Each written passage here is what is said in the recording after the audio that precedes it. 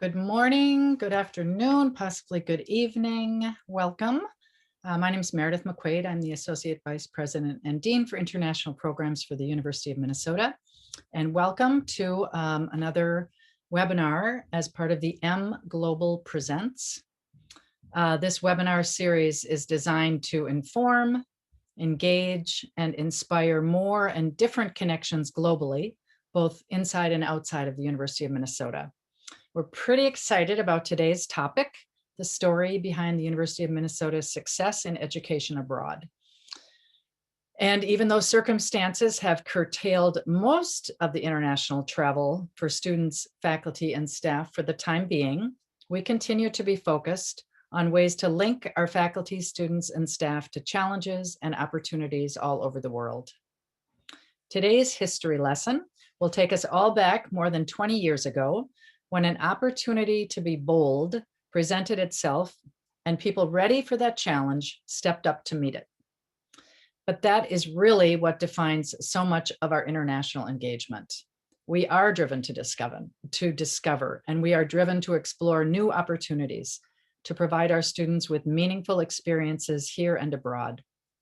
From our signature Minnesota Studies in International Development to our language immersive programs, to research on water, human rights, geology, public health, economics, biology, and astronomy, the University of Minnesota is changing the way we see the world, providing our students with inspiration and information to have a positive impact on our future.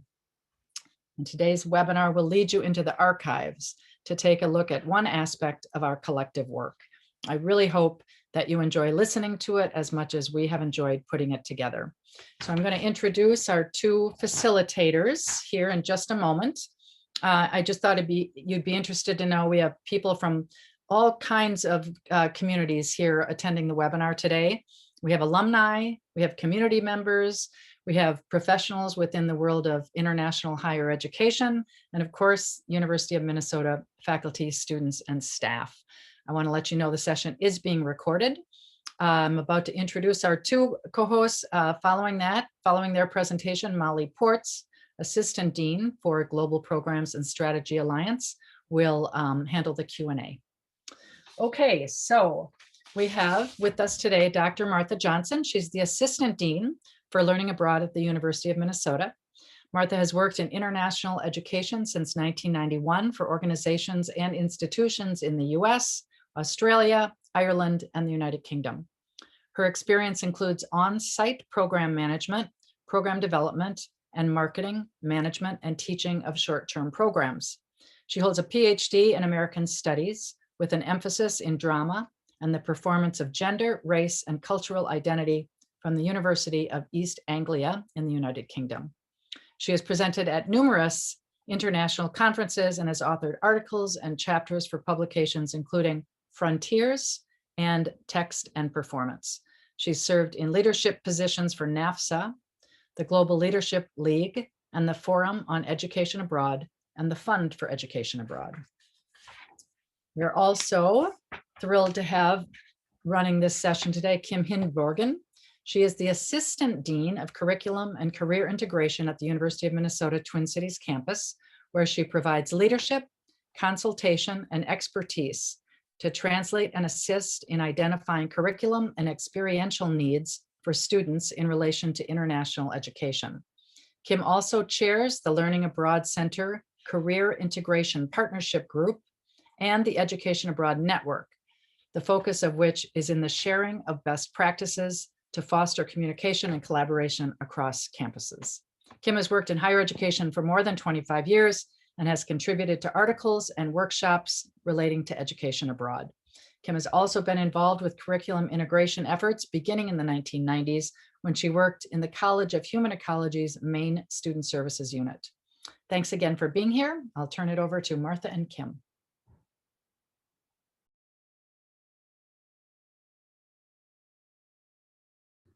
Hello.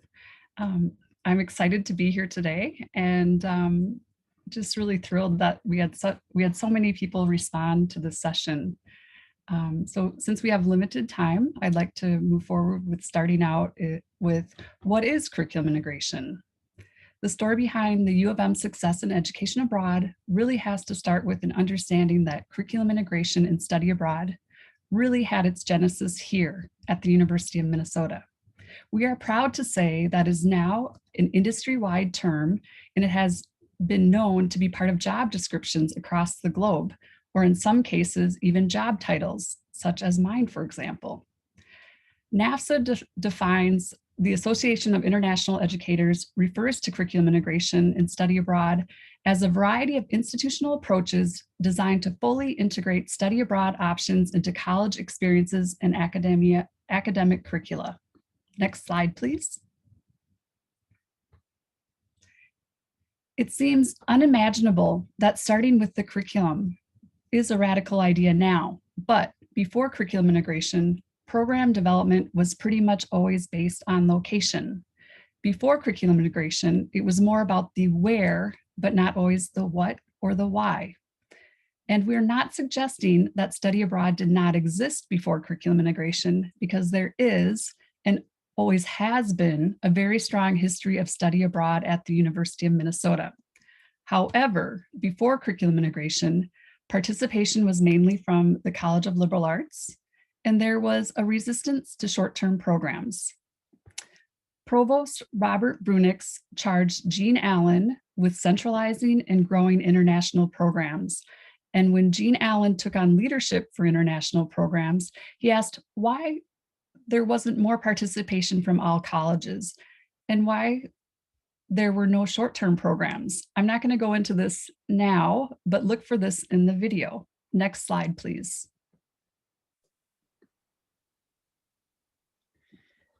So one of the keys to the success that will be brought up throughout this was the support from leadership. The conversations around how to change who was participating in study abroad coincided, and the applications for the grants coincided with the now famous, or I suppose to some degree, infamous stating of the 50% goal by then President Mark Yudof, later embraced by Bob Brunix as well, shown here visiting our longstanding program in Ecuador. And once the 50% goal was announced, which by the way, we didn't know it was coming, it was this idea to shift to what it would look like to change participation across the board at the university. The seeds had already been planted. Next slide, please. Generally speaking, there was broad agreement on the central goals for the initiative, including the need to prepare students for a global future. As the state's Research One and land-grant institution, we have an imperative to provide a workforce that is globally minded and engaged. The need to actively engage faculty in internationalization efforts. Faculty are almost across the board international and have colleagues around the globe and do postdocs, but they weren't necessarily sharing these connections or considering it in the undergraduate realm. There was a desire to maximize existing resources and centralize and ensure for safety and minimize risk, just at a time when recognition of the risks involved in study abroad were becoming more apparent nationally and internationally. There was a desire to improve the undergraduate student experience. And really, we can't say enough about how important this has been. I think we were one of the first institutions to look at data such as the NSE and the CERU, which were both studies that found that education abroad was an important part of engagement overall for students in their undergraduate experience, and the role that education abroad could play in broader student success. And in fact, the groundbreaking time to graduation data that was first done at the University of Minnesota found that students who went abroad graduated in a more timely fashion, helping boost our four-year graduation rates. I always like to point out that when we started to run this data, we didn't actually know the answer, because the broad belief at that time was that for many majors, it would add time. But at the end of the day, the answer was that in every single college and demographic across campus, students graduated in a more timely fashion who had gone abroad. For many majors, we got involved in enrollment management. So degrees such as the Spanish department or Carlson adding their requirement, they changed their enrollment strategies to incorporate education abroad as part of the undergraduate goals. We were lagging behind peer institutions. I like to joke that when we started curriculum integration, we were number 11 in the Big Ten. And this was at a time when there were only 11 institutions in the Big Ten. And as mentioned before, we needed to create a diversity of short-term programs and expand affiliations. The program portfolio we had was excellent, but insufficient for the growth needs that we were addressing at the time. Next slide. In thinking about goals of the initiative, addressing barriers was at the top of the list. I remember hearing about the 5 F's from the curriculum integration team when I was in the College of Human Ecology. This mnemonic device was a way to help everyone, me included, to understand and remember the barriers students face, both perceived and real, when considering an experience abroad. And for those of you on the call, I'm sure you'll remember this. They were fear. Students may be afraid to go abroad. Fit, academic fit, family and friends. And we know that students always talk with their family and friends when they're thinking about a learning abroad experience. And then faculty and advisors represented the campus, and finance, of course, the cost of study abroad. Next slide, please. So how were these barriers to be addressed? Top of the list was addressing faculty and staff assumptions about study abroad, and this was done by hosting curriculum integration workshops and retreats for faculty and staff, designing site visits to share information about program types, resources available on site, and academic quality. And also the data analysis of myths, looking at time to graduation data, for example. We found that study abroad did not delay graduation, and I still tell that to students when we meet with them. Next slide, please. So we instituted the methodology known as Assess, Match, Motivate, which soon became known as the Minnesota model. And I will be discussing in a moment, or we'll be hearing from Christine Anderson about how we expanded it later to include facilitate and evaluate.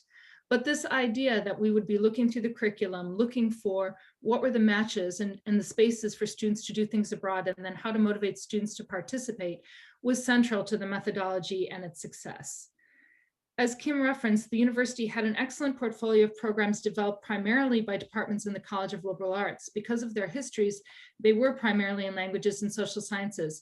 So it quickly became apparent that we needed to build relationships with some of the large program providers, particularly those whose niche or specialized programs were in curricular areas that were underserved by our current portfolio of programs, as well as institutions abroad who were good matches and peer institutions and had capacity to host larger cohorts of students.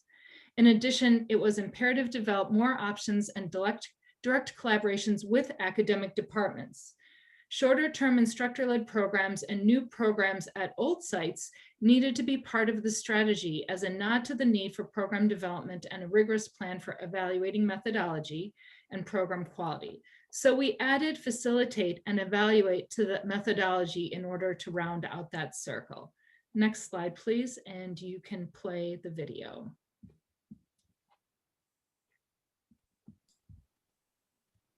Christine Anderson, I'm the Academic Director at the Learning Abroad Center. And curriculum development and program development falls under my purview. So I would work with faculty in departments and colleges to identify what is the gap within their offerings abroad for their students, and then identify where it is that we want that to be taught, whether that be in Senegal or Sicily or in Florence. And once we've identified that, then we'll find faculty that have the qualifications to teach that course. And I'm the person that's bringing those two people together to really create what is the academic, what is the syllabus, what are the readings, what is the assessment that we want students to have within this course. Faculty who do engage with us really have a keen understanding of that and the role that that has within student learning. But it also has something to do with themselves and their own scholarship, their own research. They may have been teaching a class on campus for 5 years, that same class over and over, but once you take it abroad, it widens it, it opens it up. And you're bringing in all these different aspects. Again, could be guest lectures, it could be the visits that they're taking, different scholarship that's happening within that particular country or region of the world. And that, I think, is the twofold reason why faculty that work with us tend to be very passionate and excellent, because it is increasing their own expertise and they're really serving students. Next slide. Christine Anderson, I'm the Academic Director at the Learning Abroad Center. So this brings us to the famous four corners of the Great Pyramid, supports student planning for study abroad. This Minnesota model was and continues to be built on a broad and deep collaboration with executive leadership, faculty, academic advisors, career professionals, study abroad professionals, as well as others who interface with students, such as the financial aid office. We now have financial aid preview meetings and a financial barriers group that meets regularly. And we've also interacted with the Office of Admissions. Study abroad is a recruiting tool for the University of Minnesota. And we've also involved the Office of Student Affairs. The underlying premise was that we were and we continued to all be teachers and learners. Next slide, please. A hallmark of the Curriculum Integration Initiative are the major advising pages or MAPs. Some of you may remember them as study abroad major advising sheets or SAMASs, and we still use them. And the content is still shared by both the Learning Abroad Center and the corresponding academic unit on campus. These maps represent a bridge to our partners on campus. When a student comes to our office for advising, we can point to a major advising page and say, here are programs recommended by your department that may work well for your major. Please review the academic considerations suggested by your department to help guide you so you can stay on track to graduate. Yesterday, I met with an honors student that had 3 majors. So I had the student look at the 3 different major advising pages to see if there were similar programs listed. And we use them all the time. Next slide, please. So major advising pages today, we now have over 100 of these maps, including resources for pre-medicine, because it's technically not a major, pre-law. We have a resource for student athletes, honor students, community engaged scholars, and also exploring students, written in tandem with our Center for Academic Planning and Exploration, also known as CAPE. Next slide, please. So perhaps the inevitable outgrowth for curriculum integration was career integration. And this was the initiative that we designed to apply the same methodology as curriculum integration to career goals and outcomes. For many students, particularly many of our first generation college students, employability is the primary goal in pursuing a university education in general. And many of our multinational and international companies and organizations in Minnesota are increasingly demanding graduates with professional skills, including those not limited to intercultural and communication skills that we know are enhanced when students go abroad from the research that we have done. We also found that when we organized resources by career, students access them in a different way. For instance, as Kim suggested, students who aspire to attend medical, law, or other professional schools are not in one single major, but rather define their academic goals in career terms. This was clearly demonstrated when we created our first advising page for health careers, and it immediately became the most clicked upon page on our website. Next slide, please.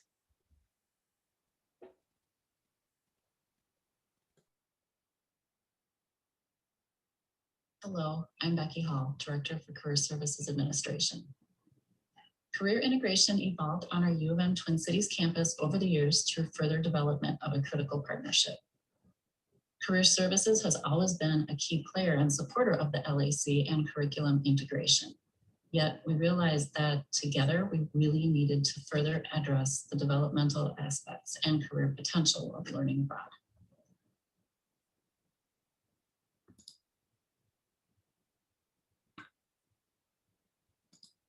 In November 2012, the Learning Abroad Center met with the University of Minnesota's Career Development Network to obtain input on how to move forward with this new initiative. We discussed our project goals and asked the simple question, was study abroad important to employers? One member replied, employers won't come out and say it specifically. Students need to be able to describe their experience and communicate transferable skills. Students need to translate that into language that the employer understands. Feedback from that meeting laid the foundation for future discussions with a smaller group of career professionals from key offices across campus, and the Career Integration Partnership Group was born. This has been an amazing group to work with as an idea generator and collaborative body.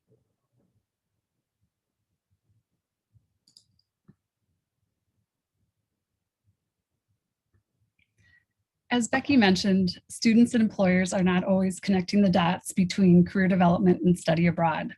This led staff at the University of Minnesota's Learning Abroad Center to wonder about the experience of our study abroad alumni in the workforce. Specifically, we wanted to ask our study abroad alumni if their study abroad experience had an impact on securing an early career, gaining useful skills, and if so, had this influence endured? So a survey was sent to over 20,000 alumni that were U of M graduates who had studied abroad while at the U of M, spanning 30 plus years. We had 712 respondents who answered the majority of the questions. 88% believe that study abroad enhanced their interpersonal communication skills.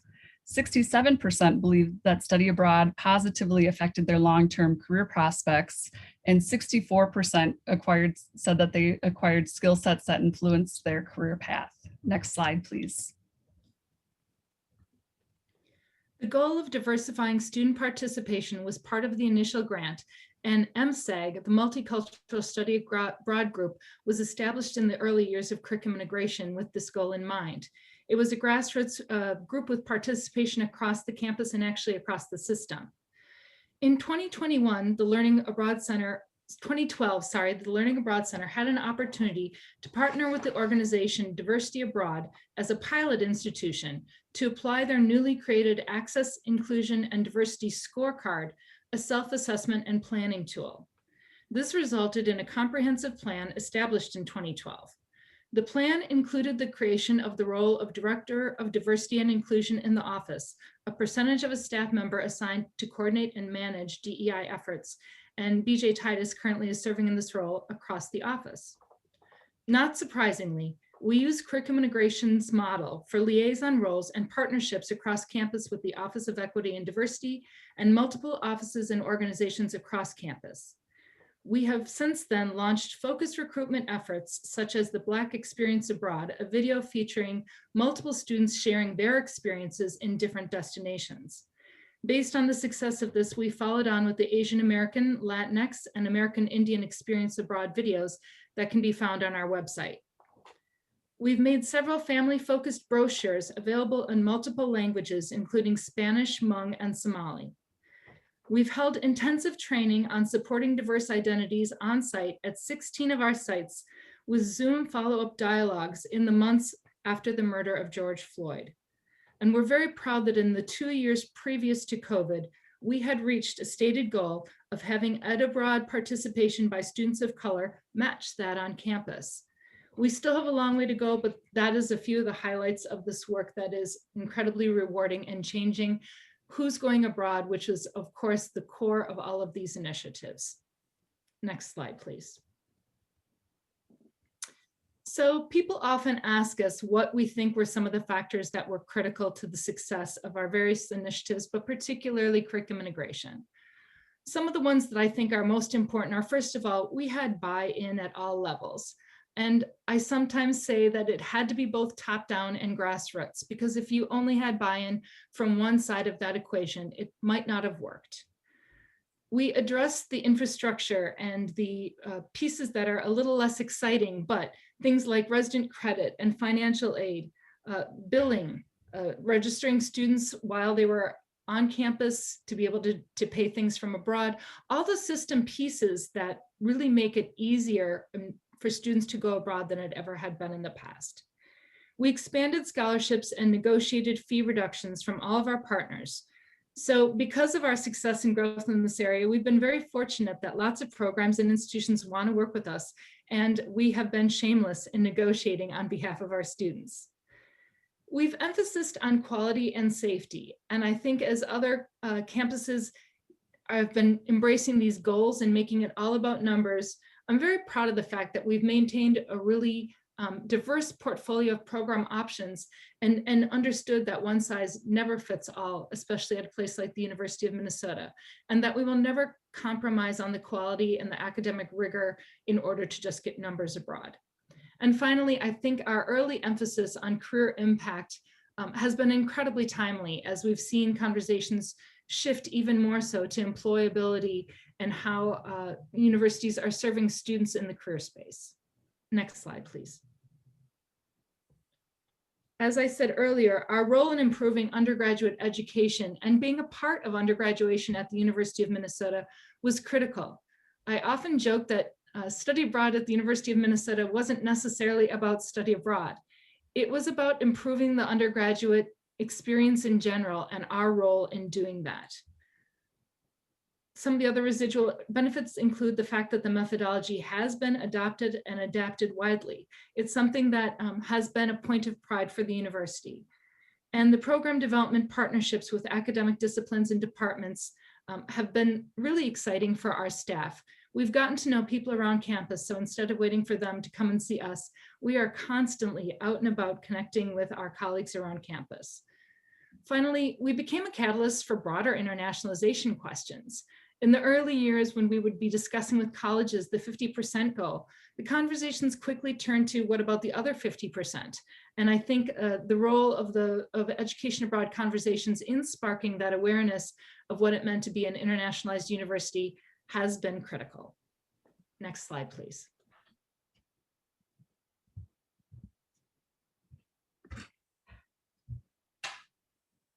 So curriculum integration obviously has had a global impact. Our model is emulated, adopted, and replicated globally. We have hosted highly successful conferences. We have hosted, in particular, 3 career integration conferences, and people are still requesting that we move forward with those. And each year we have an annual summit on learning abroad, and we always have a section on curriculum integration 101. We have also developed presentations, publications, and expertise that continue to involve our campus partners. Next slide, please. So before we share the short video that celebrates the 20-year anniversary of curriculum integration, we wanted to share with you images of our students who are currently in Toledo and Barcelona this semester. According to our on-site staff and faculty, these students are some of the most dedicated and engaged students they have ever seen on their programs. Martha, would you like to add anything to that?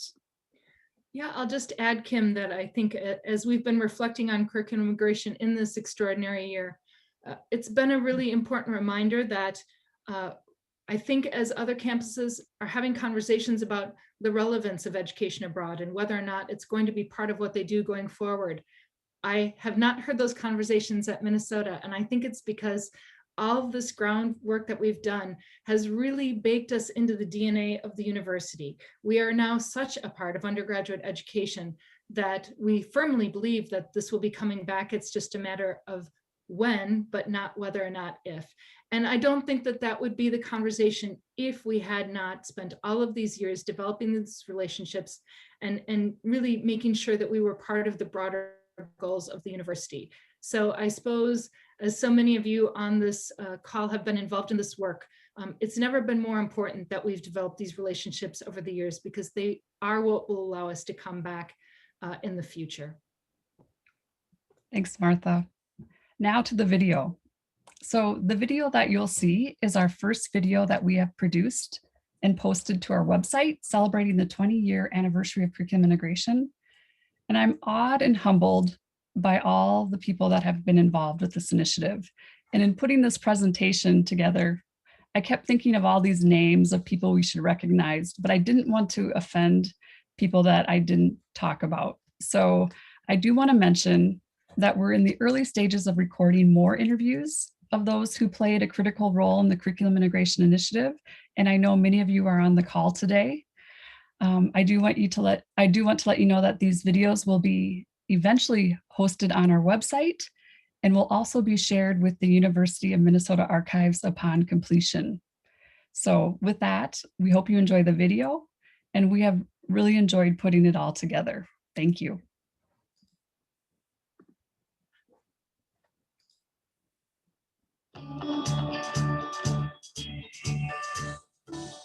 The University of Minnesota's 20th anniversary of the Curriculum Integration Project provides the opportunity to reflect on the success and long-term impact of the work now acknowledged and emulated internationally. What came to be known as the Minnesota model was founded upon a broad and deep collaboration with executive leadership, faculty, academic advisors, student services, and study abroad professionals, and in fact, the broader University of Minnesota community. It is with great pride that we take a moment to tell our story. In the late 1990s, the University of Minnesota began a pilot project to test new ways to integrate study abroad into the curriculum. We're looking into increasing the numbers of study abroad and trying to think of ways to increase the numbers outside of the liberal arts, especially. And we could see that in the technical fields, such as engineering, the numbers were very, very low. The year before the curriculum integration project started in that college, one student from the entire college went abroad. Within 5 years, it was about 150 to 175. And so the exponential gains, just based on developing those relationships and identifying those opportunities, really was the path that we realized could be replicated across the university. With the full support of top administrators, grants were pursued to fund the development of this model. Grants were awarded by the Fund for the Improvement of Post-Secondary Education, or FIPSE, and later the Bush Foundation, and the integration work expanded to nearly every college on all 4 campuses at the University of Minnesota. Past presidents Mark Udoff and Robert Brunix enthusiastically supported experiences abroad as one way to integrate international perspectives into their curriculum. We are a large, decentralized urban campus. There are so many reasons why people said it could never work. And I think what we did was to boldly shift to, but what if it could work? What would we need in terms of removal of barriers and opportunities for students? And so you really can't highlight enough, shift to things like financial aid, having all credits abroad be resident credit, all of these pieces that were the infrastructure that once we recruited the students, it was so much easier for them to go because they didn't have those systemic barriers. We needed to have a different approach and start to think about what the programs were, how they were discussed, and then very importantly, that the people who were helping students make decisions, namely the advisors, needed to be involved in this project. The ability to kind of assess what a student needed, find the right match for that student, and then motivate the student to study abroad. There were a lot of people across many colleges, campuses, and support areas of the university who really learned about what study abroad was and how they could support students in their role, whether they were financial aid counselors, career advisors, or faculty. It's not just getting students out into another country for a nice experience, but it is to enrich their lives and to help them understand better that this is not the only culture. There are many cultures, and you've got to learn to work within the culture you are living in. CI was a successful approach because it put the emphasis on students' degree programs as the starting point. There can be no question that the curriculum integration project that started here at the University of Minnesota 20 years ago changed the University of Minnesota in a positive, measurable, and sustained way. It also changed the field of international education such that the term and the concept is now commonly accepted, and it's understood to be an essential component of internationalization. Higher education undertakes many bold initiatives in the interest of development and innovation. And while each of them informs, not all of them endure. But curriculum integration continues to provide our faculty, our students, and our staff with a method by which the near and the far, the familiar and the strange, the known and the unknown can be linked in a learning environment that has the potential to change the trajectory of a student's life. We are so proud of the history of curriculum integration and really grateful to those who championed the idea when it was new. And we look forward to the next 20 years of advancing international intercultural understanding.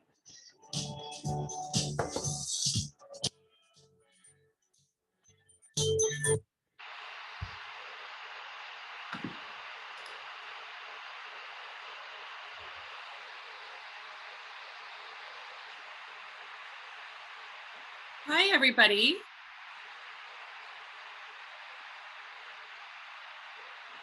I'd like to invite you to use the Q&A function if you have any questions for Kim and Martha. I'm going to get started.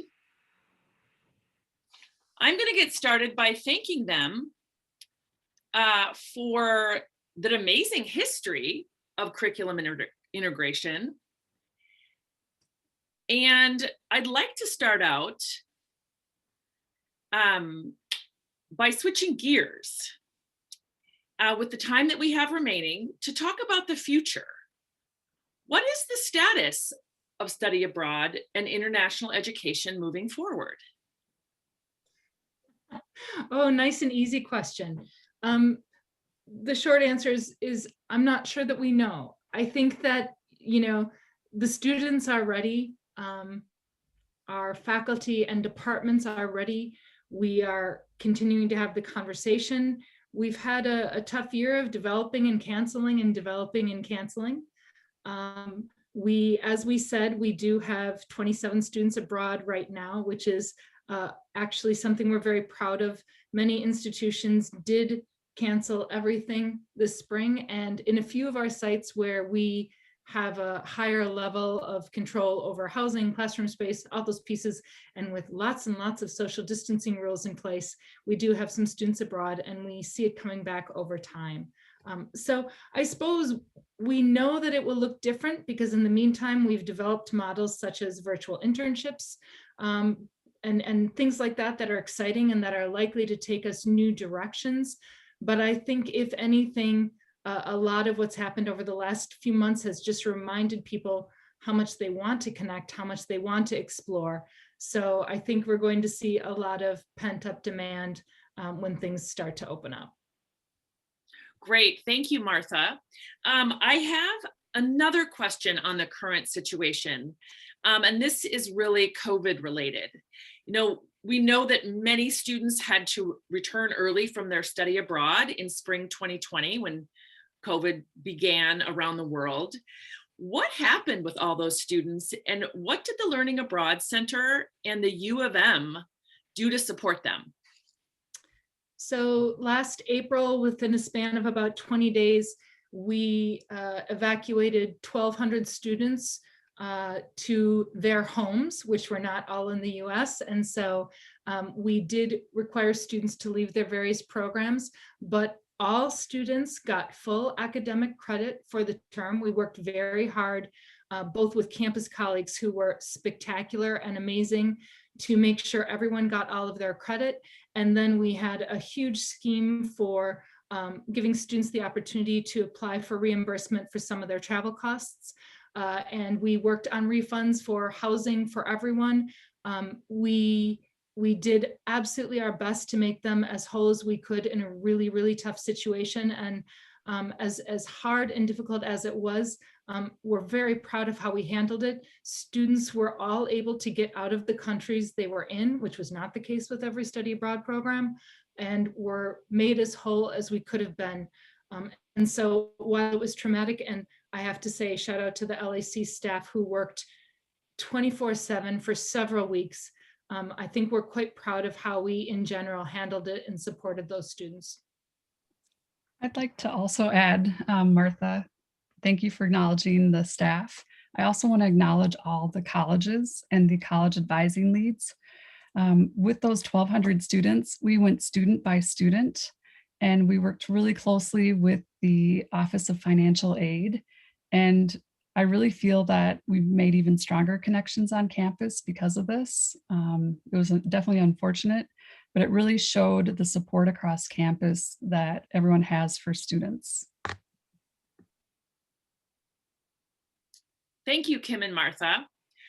So I've got some questions from the audience around what kinds of programs the Learning Abroad has in what would be considered non-traditional study abroad sites in the developing world. Are you finding that students are interested in going to those places? And can you talk a little bit about that? Yeah, I'm happy to. So that's an area of, again, historical strength at the University of Minnesota. We have had programs in Senegal and in Kenya for 35 plus years. And we have development studies programs in Ecuador and in Thailand that are part of that suite of programs that are really including engaging students in topics such as climate change, global health, all of those perspectives. And so that's a big focus for us. We work closely with our colleagues in the health disciplines for short-term programs. Again, quite a few in Asia, some in Africa, Latin America. I mean, I think one of the things, again, that we're very proud of at the University of Minnesota is the diversity of where students do go. Compared to a lot of other institutions, while we do have many students for whom Europe is the right choice, we have many who do go to underrepresented destinations in the global landscape, and it has always been a strength of ours and part of our commitment to make sure that those options are available. At the end of the day, students choose where they want to go. And so the reality is sometimes universities would love students to be interested in X or Y place. Students are not always interested in the same places. And, you know, I would love to figure out a way to make students do what we want them to do instead of what they want to do.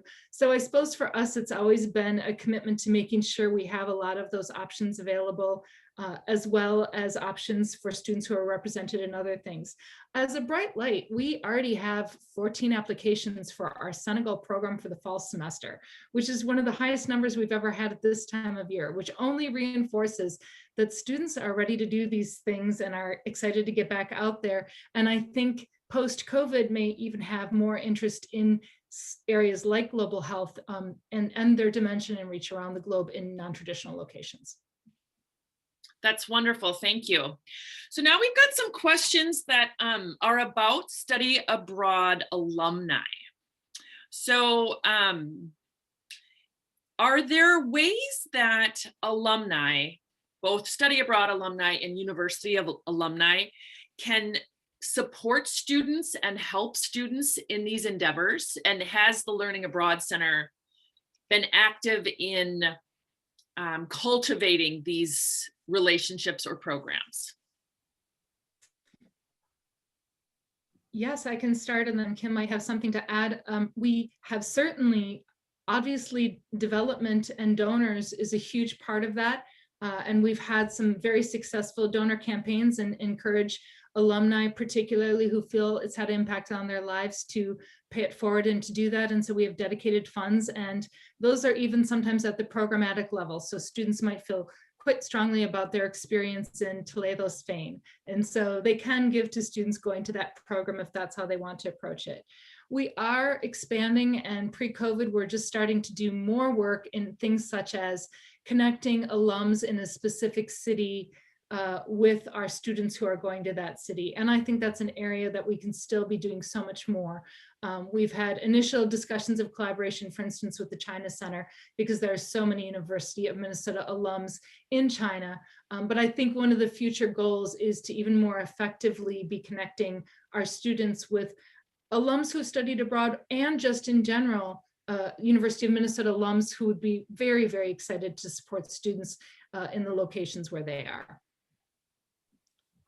I'd also like to give a plug for the collegiate mentor programs. I used to work with one of those in the College of Design, and I really feel that those mentors can be a real impetus for students to think more broadly about going abroad. And so that's a great way for alumni to connect with the colleges. And also the University of Minnesota has a website called Going Global. If there's positions that are needed to be posted, I know we have some career colleagues on the call today. We can definitely put some follow-up information about that as well. Another question about something that you brought up, Martha, about the 50% and the 50% goal about getting 50% of the students abroad. And then the question raised about what about the other 50%? I'm wondering if you can talk about some of the ways, since mobility was so limited, completely limited in the last year and a half, some of the ways that the Learning Abroad Center has continued the international education and experience without student mobility. Sure. So as I referenced, the most significant new initiative has been intercultural virtual internships. And we started those last summer because there were so many University of Minnesota students who had either intended to do internships abroad or had domestic internships that they weren't able to participate in. And so we set up a scheme where students took a course and then actually did a placement with an organization in another country. And we created a course that really is looking at intercultural work differences, also how various countries were responding to COVID and how it was changing work life in these various places. The response has been incredible. 70 students did it last summer, 220 some did it in the fall, another 100 or so are doing it this spring. And I think we're really proud of the fact that one of the things we did as part of that were that the instructors are all instructors from our sites who didn't have students.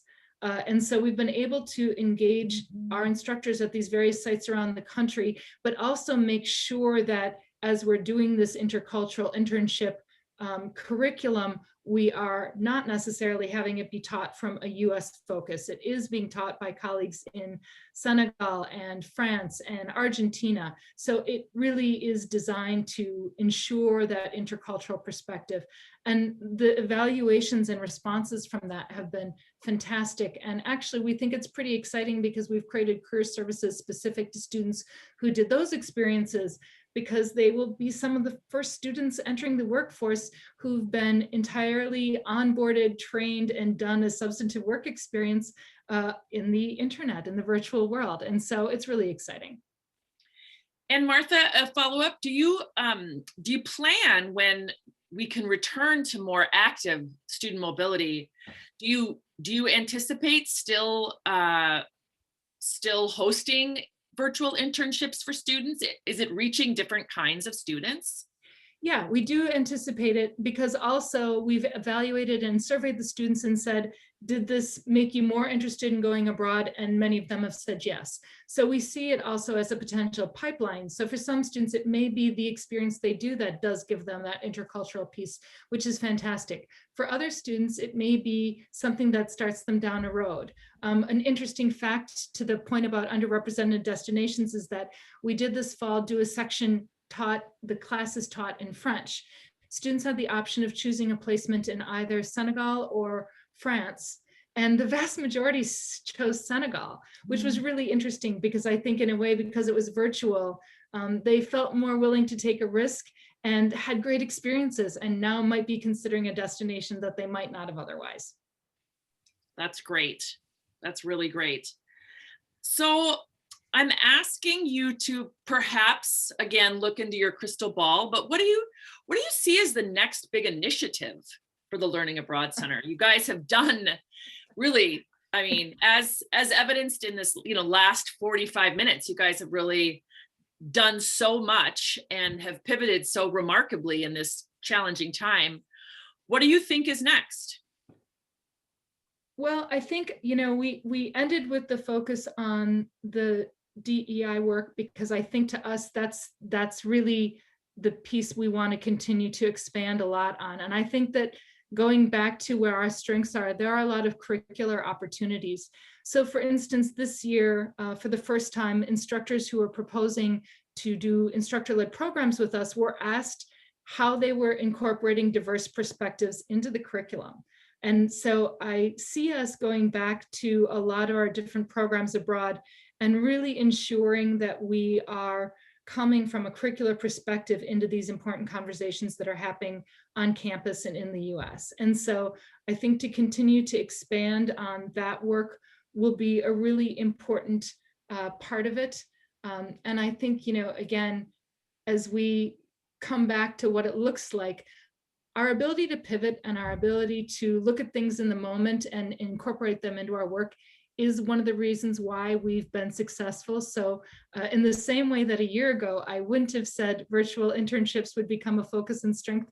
I think, again, we have all these amazing campus partners and talented staff, and we'll be ready when the next great opportunity comes along.